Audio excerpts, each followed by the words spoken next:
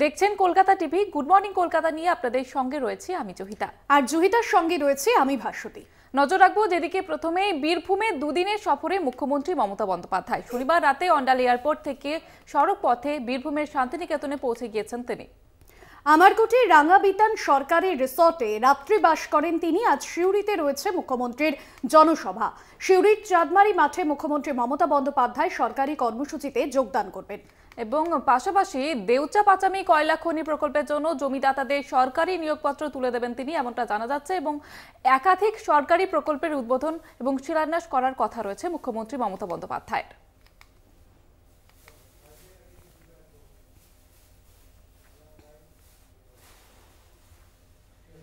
ফুসছে সন্দেশখালী। শনিবার গণধর্ষণের মামলা দায়ের হতেই গ্রেফতার হন শিবু হাজরা। সন্দেশখালীতে প্রবেশ তো দূরে থাক, তার আশেপাশেও ঘেঁষতে দেওয়া হয়নি বিরোধী দলগুলিকে। এবং এই পরিস্থিতিতে আজ সন্দেশখালী যাচ্ছেন রাজ্যের 3 মন্ত্রী। সেখানে সন্দেশখালীর বাসিন্দাদের সঙ্গে কথা বলবেন তারা। নেজার থানা এলাকায় সেহেরা রাধানগর গ্রাম পঞ্চায়েতের সেহারা বাজারে যাবেন ব্রাত্য বসু, পার্থ ভৌমিক, সুজিত বসুরা। উচ্চ মাধ্যমিক পরীক্ষা চলার কারণে রবিবার সন্দেশখালীতে সভা বাতিল করে তৃণমূল।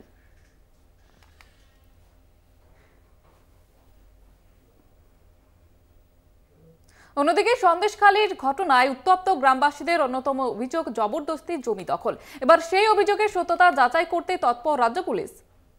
রবিবারই সন্দেশখালী যাবে রাজ্য ভূমি দফতরের আধিকারিকরা। সেখানে ক্যাম্প করে জমা নেওয়া হবে অভিযোগ। কোনো অভিযোগের সত্যতা প্রমাণ হলে ব্যবস্থা নেওয়া হবে বলে জানান রাজ্য পুলিশের DG Rajiv Kumar. For land grabbing, land related issues which seem to us maybe other issues are the main factor there. We have there will be few teams from land department, and from tomorrow onwards they will be visiting places, there will be camps, they will be accepting complaints. Any complaint anyone wants to make, we'll accept that complaint. Even in this case we have accepted the complaint jetai complainant boleche. Any kind of evidence is there, we will act on it. Rajiv কুমারের সাংবাদিক বৈঠকের পরই পুলিশের জালে শিবপ্রসাদ হাজরা। গণধর্ষণের অভিযোগ হতেই নেজাট এলাকায় গ্রেফতার শেখ শাহজাহানের সাকরেত। রবিবার বসিরহাট মহকুমা আদালতে পেশ করা হবে তৃণমূল নেতাকে। পুলিশ রাজধর্ম পালন করেছে, মন্তব্য কুণাল ঘোষের। সন্দেশখালী কাণ্ডে উত্তম সর্দারের পর এবার পাকড়াও শিবপ্রসাদ ওরফে শিবু হাজরা। ম্যাজিস্ট্রেটের কাছে শাহজাহান অনুগামীদের বিরুদ্ধে গণধর্ষণের গোপন জবানবন্দি নির্যাতিতার। ওই জবানবন্দির ভিত্তিতে উত্তম সর্দার শিবু হাজরার বিরুদ্ধে গণধর্ষণ খুনের চেষ্টার ধারা যোগ করে পুলিশ। এরপর ডিজি রাজীব কুমারের সাংবাদিক বৈঠকের মিনিট দশকের মধ্যে গ্রেপ্তার তৃণমূল নেতা শিবপ্রসাদ হাজরা। নেজার থেকে গ্রেপ্তার করা হয় সন্দেশখালী ব্লক সভাপতি শিবপ্রসাদকে। এতদিন পলাতক ছিলেন শেখ শাহজাহান ঘনিষ্ঠ ওই তৃণমূল নেতা।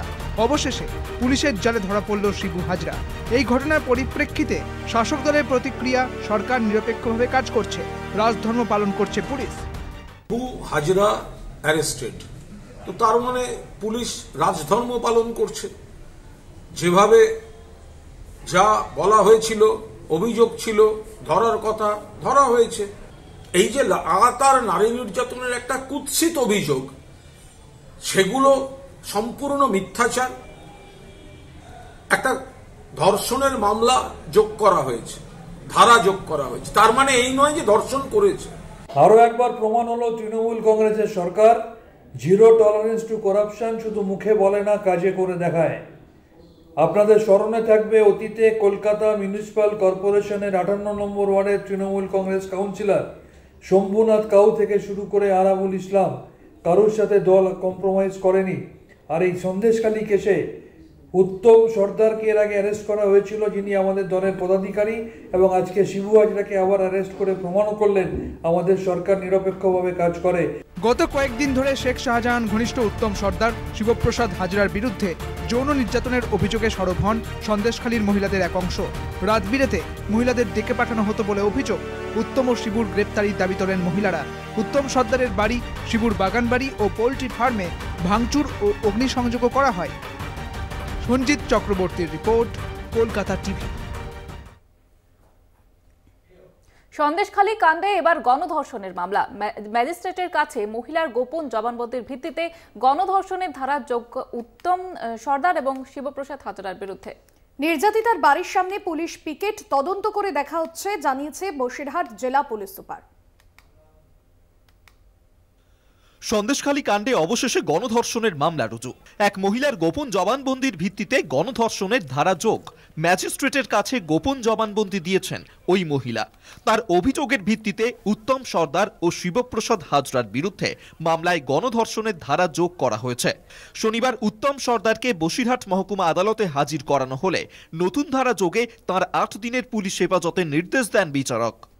আরেকটি মামলায় যেটা হচ্ছে সন্দেশখালী কেসে ওকে 376D মানে গণধর্ষণের চেষ্টা করে, সেই মামলায় ডি এবং 511 সেই মামলায় ওর 10 দিনের পিসি প্রেয়ার চায়, কিন্তু মাননীয় এসিজিএম আদালত ইনচার্জ উনি 8 দিনের পিসি প্রেয়ার অ্যালাউ করেছেন। পুলিশের কাছে একটিও নারী নির্যাতনের অভিযোগ নেই। ম্যাজিস্ট্রেটের কাছে জবানবন্দির ভিত্তিতেই মামলা। পুলিশ তদন্ত করে দেখছে, উপযুক্ত তথ্য প্রমাণ পেলে ব্যবস্থা নেওয়া হবে, জানিয়েছেন বসিরহাট জেলা পুলিশ সুপার।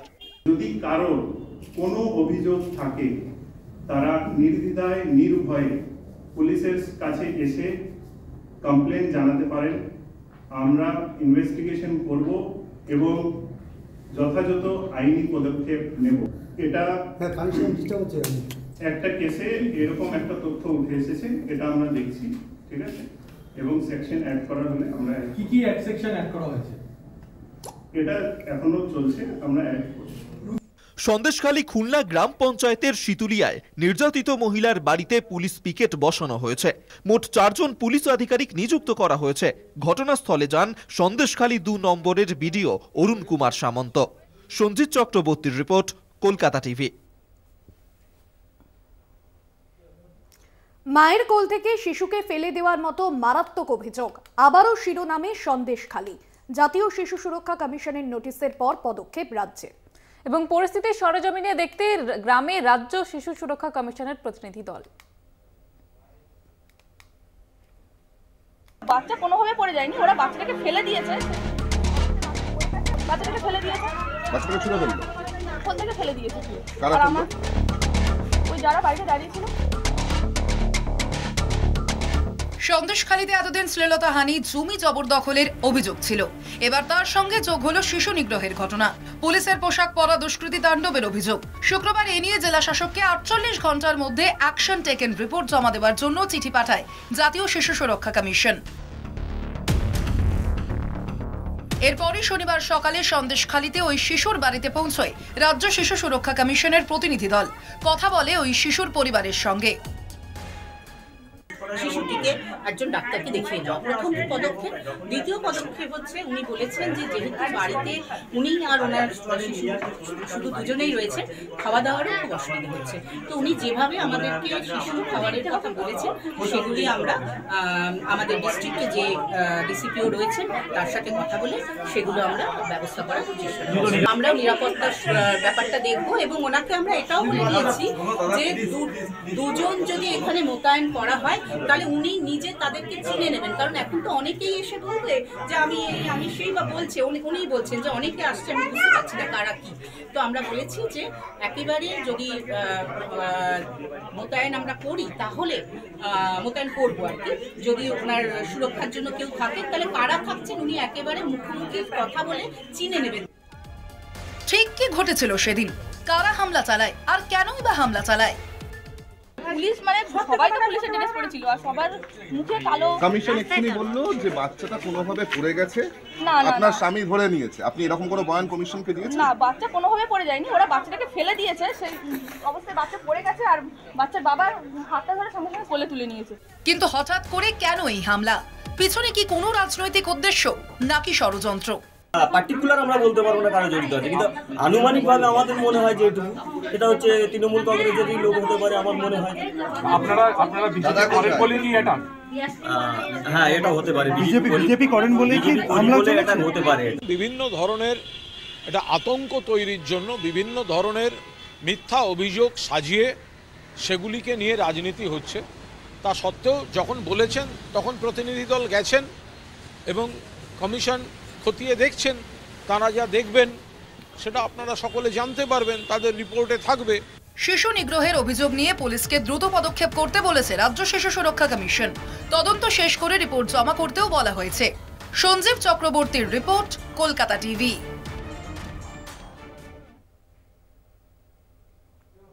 সময় এখন একটি বিরতির। ফিরে আসছে বিরতির পর, সঙ্গে থাকুন। ফিরে এলাম বিরতির পর, আর এবার যে খবরে নজর রাখবো, সন্দেশখালীতে বঞ্চিতদের টাকা ফেরাতে উদ্যোগী শাসক দল। বাড়ি বাড়ি গিয়ে বঞ্চিতদের নাম নথিবদ্ধকরণ সরকারি উদ্যোগে। একেবারে এবং নাম তালিকাবদ্ধ করার পর সেই তালিকা পার্থ ভৌমিক, সুজিত বসু এবং নারায়ণ গোস্বামীর কাছে জমা দেওয়ার নির্দেশ দেওয়া হয়েছে।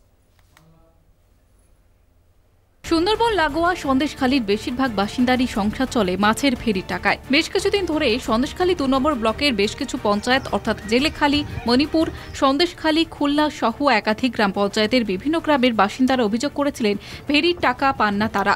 শেখ শাহজাহান ঘনিষ্ঠ 2 তৃণমূল নেতা শিবপ্রসাদ হাজরা, উত্তম সর্দার জোর করে মাছের ফেরি দখল করে নিয়ে দিনের পর দিন মাছ চাষ করতেন বলে অভিযোগ স্থানীয়দের। এমনকি যে সমস্ত জমি লিজে তারা ব্যবহার করত তার থেকেও জমির মালিক তথা প্রাপক লিজের টাকা পেতেন না। এই নিয়ে অভিযোগ ছিল সন্দেশখালীর প্রত্যন্ত ওই গ্রামের মানুষদের মধ্যে। আমরা চাই যে এসব শিবু হাজরা, উত্তম সর্দার, এদেরকে গ্রেপ্তার করা হোক। আমরা শান্তিপ্রিয় মানুষ, যেমন ছিল আমাদের আগে সন্দেশখালী, আমরা তেমন চাই। এসব আমরা চাই না, আমাদের টাকা আমাদের কাছে ফিরে আসুক। এর মধ্যেই দাদার হাতে আমরা তুলে দেবো যে কারা কারা লিস্ট টাকা পায়নি, বা যারা কাজ করেছিল টাকা পায়নি, বা যাদেরকে প্রতিশ্রুতি দিয়েছিল ক্ষতি হয়ে মানে নলে জল তোলার পর তাদেরও আমরা লিস্ট তুলে দেবো ওনার হাতে। বিক্ষোভের আগুন ছড়াতে গ্রামের মানুষ ক্ষিপ্ত হয়ে যান। শিবপ্রসাদ হাজরা ও উত্তম সর্দারের বিরুদ্ধে লক্ষাধিক টাকা আত্মসাতের অভিযোগ আনেন তারা। সেই সমস্যার সমাধানে এবার আসরে নামল তৃণমূল। গ্রামে গ্রামে গিয়ে তৃণমূলের প্রতিনিধিরা একটি তালিকা তৈরি করছেন এবং যারা বঞ্চিত তাদের প্রাপ্য টাকা ফেরতের সমস্ত রকমের চেষ্টা করছেন। সন্দেশখালী 2 নম্বর পঞ্চায়েত সমিতির সহসভাপতি মহেশ্বর সর্দারের নেতৃত্বে দলীয় নেতা কর্মীরা দোকানে দোকানে এবং বাড়ি বাড়ি গিয়ে বাড়ির মানুষদের সঙ্গে কথা বলে তাদের উপযুক্ত নথি এবং খাতা দেখে কত টাকা বকেয়া রয়েছে সমস্তটাই নথিবদ্ধ করছেন। পার্থ ভৌমিক এবং জেলা সভাধিপতি মাননীয় নারায়ণ গোস্বামী মহাশয়ের নির্দেশে, যেহেতু আমাদের বলেছে যেহেতু এখানে একটা ঘটনা ঘটে গিয়েছিল এবং কিছু আর কি আমাদেরও কিছু দোষ ছিল, এবং তার থেকেও বিজেপি সিপিএম একটা যে প্রচারের একটা মাধ্যম তারা তৈরি করেছে, সেই হিসাবে আমরা এসেছিলাম। যেহেতু মন্ত্রী আমাদের পাঠিয়েছে এখানে গ্রামে গ্রামে যান, গিয়ে কার কী সমস্যা, যেহেতু কারা লিস্ট টাকা পায় কি পায় না তাদের একটা তালিকা তৈরি করতে বলেছে। এবং আমাদের যে পাট্টা এখানে জমি আছে, পাট্টা কাগজ আছে, রেকর্ড নেই, তাদের রেকর্ড করার জন্য আমাদের সভাধিপতি বলেছেন সব খরচ কিন্তু তারা সরকারিভাবে দেবে এবং তাদের পাট্টা রেকর্ড করে দেবে, এটাও কিন্তু বলেছেন। এবং সেই হিসাবে আমরা গ্রামে এসেছি। লোকসভা ভোটের আগে সন্দেশখালীতে অস্বস্তিতে রাজ্যের শাসক দল। ভোটের আগে ড্যামেজ কন্ট্রোলে কি বকেয়া টাকা ফেরতের সিদ্ধান্ত, সেই প্রশ্ন তুলছে ওয়াকিবহুল মহল। ইতিমধ্যেই নাজারটের কালীনগরে পার্থ ভৌমিক, নারায়ণ গোস্বামী, সন্দেশখালীর বিধায়ক সুকুমার মাহাতো সহ দলের অন্যান্যরা সন্দেশখালী নিয়ে বারবার বৈঠকে বসেছেন। সন্দেশখালী থেকে সন্দীপ চক্রবর্তীর রিপোর্ট, কলকাতা টিভি। সময় এখন আরো একটি বিরতির। ফিরছি বিরতির পর, সঙ্গে থাকুন। জমি বিবাদের জের তেহট্টে শুটআউট, তৃণমূল কর্মীকে লক্ষ্য করে গুলি। আহত তৃণমূল কর্মী গোপাল সরকারের ডান হাত জখম। মোট 3 রাউন্ড গুলি চলে। সিপিএম এর বিরুদ্ধে অভিযোগ আক্রান্তের। ঘটনার তদন্ত ইতিমধ্যেই শুরু করেছে পুলিশ। গোটা ঘটনায় গ্রেফতার এক। তেহট্টে শুটআউট, গুলিবিদ্ধ তৃণমূল কর্মী। তেহট্টে দেবনাথপুরে দুষ্কৃতীদের গুলিতে জখম গোপাল সরকার নামে এক ব্যক্তি। তার ডান হাতে গুলি লাগে বলে জানা গিয়েছে। জমি বিবাদের জেরে গুলিতে জখম অনুমান স্থানীয়দের। স্থানীয় এবং পরিবারের সদস্যরা তাকে উদ্ধার করে তেহট্ট মহকুমা হাসপাতালে নিয়ে যায়। পরে সেখান থেকে শক্তিনগর জেলা হাসপাতালে স্থানান্তর করা হয়। পুলিশ এবং স্থানীয় সূত্রে জানা গিয়েছে শুক্রবার রাতে জমিতে সেচ দিতে গিয়েছিলেন তিনি। সেই সময় দুষ্কৃতীরা তাকে লক্ষ্য করে গুলি ছোড়ে। মোট 3 রাউন্ড গুলি চলে বলে অভিযোগ। গুলিবিদ্ধ ব্যক্তির অভিযোগ, অভিযুক্তরা সিপিএম এর কর্মী। কারা করলো গুলি দাদা? সিপিএম। আপনি কোন দল করেন? কোন দল করেন? আমি জানি না, কিন্তু কদিন ধরে সিপিএমরা এগুলো করছে। কালকে গেছিল মাঠে, মেশিন রোজ চুরি করে নিয়ে যায় এখান থেকে। ওই জমিগুলো তো আমাদের, ওই জমিগুলো জোর করে খাবে, কিন্তু ও তো আমাদের জমি, পুরো প্রমাণপত্র আমাদের জমি, ওই জমিগুলো পুরো কাগজ আছে আমাদের জমির, কিন্তু ওরা জোর করে ফসল কাটবে, জোর করে খাবে, এর জন্য মানে ইচ্ছে করে গন্ডগোল পাকাবে। তাদের বিরুদ্ধে ওঠা অভিযোগ অস্বীকার সিপিএমের। সিপিএম বোমাবাজি গুলির রাজনীতি করে না বলে দাবি সিপিএমের এরিয়া কমিটির সম্পাদক সুবোধ বিশ্বাসের। যে ব্যক্তি গুলিবিদ্ধ হয়েছেন তার অনেক ইতিহাস আছে, এলাকায় জমি মাফিয়া হিসাবে চিহ্নিত, প্রচুর গরিব মানুষের জমি কেড়ে নিয়েছে, প্রচুর মানুষ তার কাছে টাকা পয়সা পাবে, সমাজগতভাবেও মানুষের কাছে অন্য ঘৃণ্য ব্যক্তি হিসাবে পরিচিত এই মানুষটি। আমাদের পার্টির নামে বদনাম ছড়ানো হচ্ছে, তবে আমরা পার্টি সিপিএম পার্টি কখনো বোমবাজি গুলির রাজনীতি করে না। আহত ব্যক্তি নিজেকে তৃণমূল কর্মী বলে দাবি করলেও তেহট্টের বিধায়ক তাপস সাহার দাবি তিনি জমি মাফিয়া। বহু লোকের জমি অবৈধভাবে আত্মসাৎ করেছে, সরকারি জমি জবরদখল করেছে, অনেকের টাকাও আত্মসাৎ করেছে। বিষয়টা হলো গোপাল একটা জমি মাফিয়া, তৃণমূল কংগ্রেসের সমর্থক। গতকালকে যেটা ঘটেছে একটা সন্দেহ আছে, হয়েছে না হয়েছে পথে আমরা ছিলাম না, কিন্তু ওখানে গুলি চালা চলছে, এরকম পরিস্থিতি হয়নি। গোপালের প্রতি বহু মানুষের ক্ষোভ আছে, বহু মানুষকে নিঃস্ব করেছে, রিক্ত করেছে, বহু মানুষের জায়গা জমি কেড়ে নিয়েছে। গোপাল নিজেকে শেষ করার জন্য কি করলো না করলো বা অন্য কেউ করলো, এই নিয়ে যথেষ্ট সন্দেহ আছে। আহতের পরিবারের পক্ষ থেকে তেহট্ট থানায় 8 জনের বিরুদ্ধে লিখিত অভিযোগ দায়ের করা হয়েছে। একজনকে গ্রেপ্তার করেছে পুলিশ। ঘটনা তদন্ত নেমেছে পুলিশ। তেহট্ট থেকে Santu Saha report, Kolkata TV. Good morning Kolkata এ পর্যন্তই। অন্যান্য আরো খবরের জন্য দেখতে থাকুন কলকাতা টিভি রাত দিন 7 দিন।